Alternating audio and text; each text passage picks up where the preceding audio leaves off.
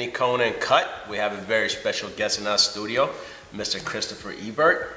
We have Christy Berry over here. Hello. And just to give you a heads up on our special guest, he produced one of my most favorite movies in Hollywood history, Lord of War. And particularly, is one of my best and favorite films. Welcome, Chris. Thank you. We're so excited to have you. Thank you. And you have a long history of Hollywood. You're related to Jake Eberts, I find out.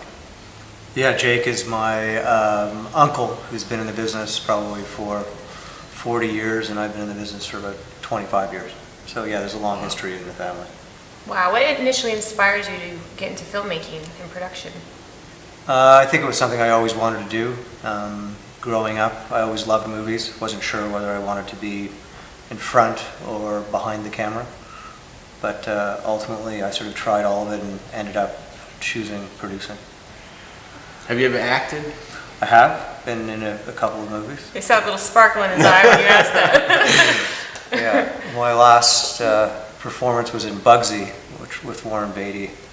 Was my last Bugsy Siegel? Action movie. Yeah. In Vegas? Yeah. Yeah. Eric Roberts was in that movie too, wasn't he? I believe so. There's a lot of great people. Yeah. In it. Yeah.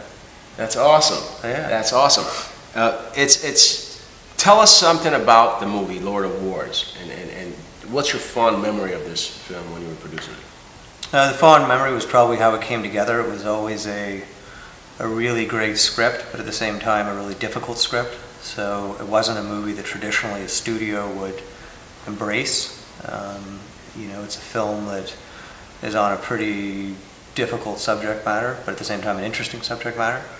And just the way that the writer was able to, create a story around a lot of truth that would also make a really compelling film, which is always the biggest challenge of making a movie to begin with. And then I remember the first time I read the script, which is what the movie is like, the opening sequence of how you see a bullet being manufactured was really had me sold from there on. And so that was really the first step. And then Nick Cage deciding that he wanted to play the lead in it was really what gave it its momentum, and then it went from there. It was quite complicated to finance. It was done without a domestic deal, so it was done using equity, tax shelters, pre-sales, you name it. Every story you've ever heard about a movie producer or movie production independently was applied to making that movie. Because you're actually also one of the executive producers of the film as well. Yeah, our company produced it and then also executive produced it. And so on that part of it, we used a tax shelter that was our investor in our company was involved in the movie. And there was just a ton of different things that took place on that film. So that was the great part about it. And then shooting it was a great experience because it was shot in 4 different countries. And what are the countries it was shot in? It was shot in the United States, it was shot in Czechoslovakia, and it was shot in 2 countries in Africa. In Africa. Wow. So it was pretty exciting and interesting to be part of that. Do you have any stories that you can share from behind the scenes on the set? Any interesting things happen that you can let our viewers know about? Not that I could probably share publicly, because obviously this is a family show. Yeah. I want to keep things PG. Do you have a favorite scene? Do I have a favorite scene besides the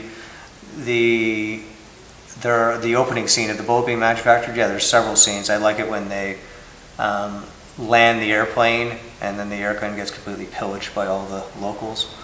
I like that. I like the scene when they're riding in the back of the convertible with the 2 warlords. I think that's great, with the 2 sort of girls dressed as Dallas cheerleaders. It's always I a remember win. that. Yeah, Yeah, that gold AK-47. that's right. Bring me the gun of Rambo. Yeah. So there are many cool scenes. Nice. But all in all, I think of all the stuff I've done, it's definitely in the top 3 of my favorite things. It's absolutely by far my favorite movie of all times. Well, you need to see Lucky Number 11 too. You actually produced that one as well. Tell us about that. That one is another one that's based on a very strong screenplay that at first glance most studios wouldn't do because it's sort of more edgy and independent, and that was kind of the type of movie that I'm interested in, or certainly our company was interested in. So it fit the mold nicely, and it was a movie that was based on great material and then came together quite quickly once we had some momentum, and once we got Bruce Willis, Morgan Freeman, Ben Kingsley, every other great actor that's in that just followed along. And it was made for the right number and did well, and it's something that I'm definitely proud of.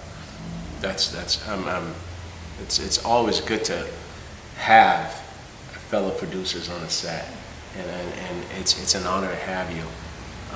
Definitely. Who have been some of your favorite actors that you've worked with thus far? There's probably quite a few, but Robin Williams, Morgan Freeman.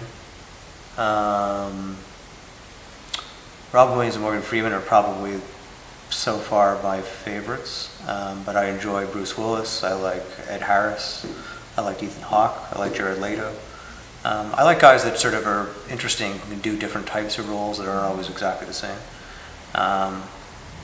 and that are, if they commit to doing something, no matter what the circumstances, they do it. So we'll see. It's sort of an ongoing list, and I think some people can be great once and a nightmare 2 years later. So. Story of our lives, right? Yeah. So would you offer any advice to aspiring producers or cinematographers? What would 3 things be that you would probably suggest do? Run for your life, get out of the business, and run for your life. In that order.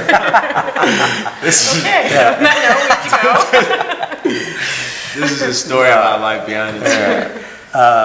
No, look, I think it's something that you have to be very passionate about, because it's going to be a really long, hard road that may work, may not work. But the only way to really have a chance of it working is that you're fully committed on every level.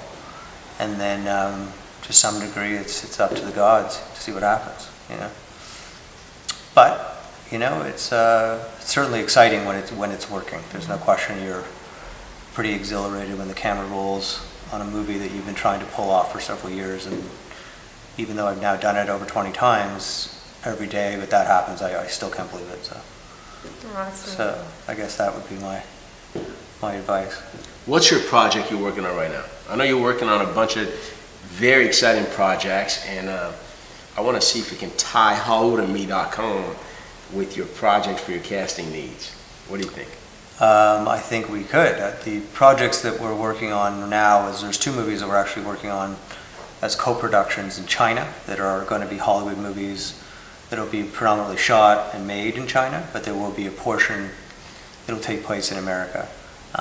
It'll have both Chinese and American actors in it, but will be shot in English and all that kind of stuff. So that's kind of exciting, because China's the sort of new frontier right now in the industry. Locally, what we're doing is we have a web-based series called Receiver that's done. Its first season is about to start its second season, and all that is cast locally, so there's always going to be opportunities for that. Nice. What do you got? Any questions, Mr. Eberts?